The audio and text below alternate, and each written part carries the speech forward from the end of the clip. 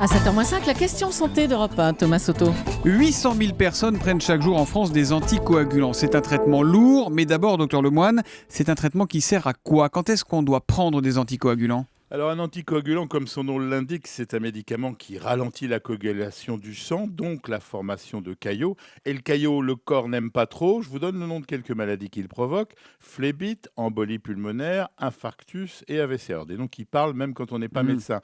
On prescrit donc ces médicaments dans les suites de ces maladies ou lorsque l'on soupçonne qu'elles risquent de survenir, ce qui explique le nombre élevé de malades qui en prennent. Alors, c'est quoi les noms de ces médicaments, ces anticoagulants? Il y a globalement deux grandes familles, Julie. Les anciens, qui existent depuis plus de 50 ans, ce sont les antivitamines K, qu'on appelle AVK.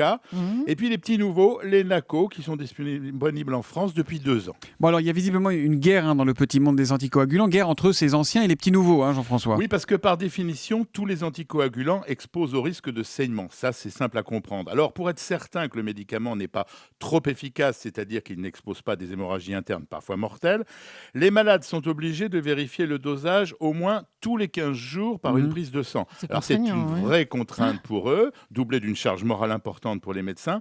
Eh bien, les NACO n'ont pas ce problème de vérification. Pour une efficacité identique, on comprend leur succès dès le lancement. Mais alors pourquoi les nouveaux anticoagulants n'ont pas déjà purement et simplement remplacé les anciens, docteur? D'abord parce qu'ils sont plus chers, c'est déjà un argument. Ensuite parce que, sans qu'on puisse parler d'études, sont apparus des témoignages accusant ces NACO de faire beaucoup saigner. Ajoutez à cela des patients et leurs familles qui ont porté plainte et la panique s'est déclenchée. Alors la HAS a tenté de calmer le jeu en demandant Haute autorité de santé, la Haute Autorité de Santé, qui viennent d'être publiées. Dans les deux cas, il n'y a pas eu d'augmentation d'hémorragie sévère avec ces études. Autre aspect de la polémique, quelqu'un qui coagule mal, c'est un casse-tête pour le chirurgien. Or, les antivitamines K, à la différence des NACO, possèdent un antidote. Attendez, ça veut dire que pour les NACO, il n'y a pas d'antidote? Si on se cogne la tête, qu'on se met à saigner, on ne sait pas arrêter l'hémorragie? C'est un vrai problème, ça, non? Qu'en disent les autorités sanitaires pour le coup? Alors, sur ce sujet, les fabricants de NACO disent que l'antidote des AVK met autant de temps à agir que leur produit à disparaître du sang, car il a une vie très courte.